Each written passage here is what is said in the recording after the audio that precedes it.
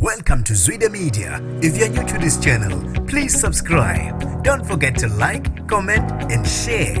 Here's a new video for today. Enjoy.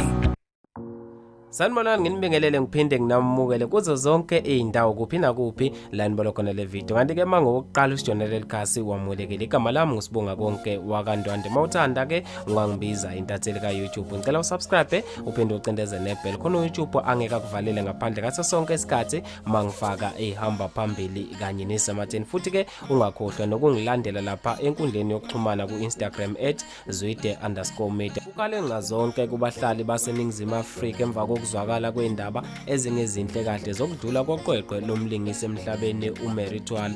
Abantu abaningi ke basale beshaqekile futhi ke bebambe ongezansi. Kanti ke uMary TWALA udlula nje Emhlabeni ubese nesikhashanyana egula. Kanti ke indodana yakhe USOMIZI MHLONGO ubeke wagonyuluka enkundleni zokuxhumana ngokugula kwelunga lomndeni wakhe. Kodwa ke wangasho ukuthi ke ngabe umama wakhe USOMIZI ke ube esegxeka iCovid-19 ngokudlula Emhlabeni kuka mama wakhe. Wabe esededela ivideo esho ukuthi ke ikuphi imizamo abathe bayenza ukuzama ukusave impilo kamama wakhe. Kanti ke ngaphandle ukuthi ngikhulume kakhulu ake ngivele ngidedele le video nawe uzizwele ukuthi ke ubhonge emswaneni wathini USOMIZI ngokudlula kukamama wakhe Emhlabeni. Good evening. So I wanted to share something that happened to me today. And I only realized today, but apparently it's been in the news for quite some time. From yesterday, I think. So one of my family members got sick today, very sick to a point of ICU. You know?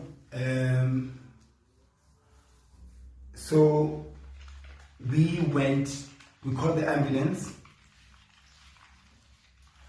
and the ambulance came, but there was no hospital to take this person to. No hospital at all. We tried public hospitals, private hospitals. We went to September, they just checked the patient, and then they said, you guys, you gotta have to find a hospital. We called all the hospital, Life Hospital, Intercare. There's no beds available, guys.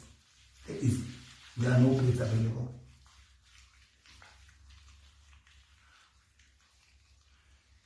There are no beds available, guys. It's bad. Like at this point, we all are the same. There's no amount of money that will buy you your life. We are all the same. COVID is worse than anything else I've ever experienced. Ayike kuthiwa bafethu ezibhlungu azipheli. Nathi ke sizwide media sithi dudu emndenini kaMhlongo alwehlanga lungehlanga. uNkulunkulu ke aze abe nani nithobeke amanxeba kanye nasezizweni saseNingizimu Afrika yonke. Kanti ke mina sengiphuma kanje uhambe ke uye ku comment section bese ushiyo uvo lakho njengoba ke abantu abaningi namanje bengakabi nakho ukukholwa ukuthi ngampela iCovid-19 ikhona. Njengoba uzizwele ukuthi usomgaga ngendlela akhuluma ngayo kuyacaca ngokusobala ukuthi ke umama iqhawe lethu leli lihambe ngayo iCovid-19 Emhlabeni. Bese ushiyo uvula ukuthi ke wena ubona kukuhle ukuthi siqhubeke sibheke ezitejini eziphansi kuvulwe nezikole kwenzeke konke njengoba ke abantu nesibalo nezibalo lokho eqhubeke njalo nokunyuka futhi ke nabanye abantu bedlula Emhlabeni ngaso lesifo. Kanti ke namanje noma kunjalo kusase khona abantu abangakakholwa ukuthi ikhona ngampela iCovid-19 futhi ke iyingozi.